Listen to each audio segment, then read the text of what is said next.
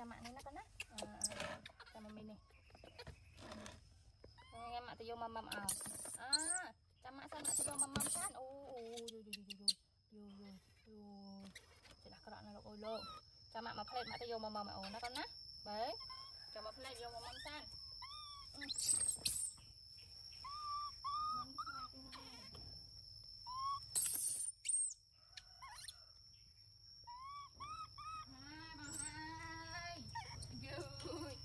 mà hai này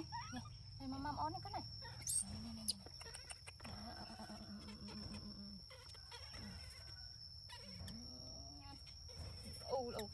căn hoang căn mầm ón phong bị chặt thề căn à căn mau căn mầm phong căn nó mơ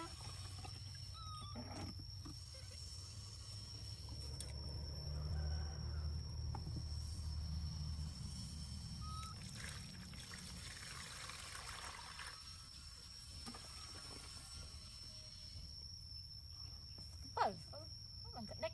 cho tục mình coi thế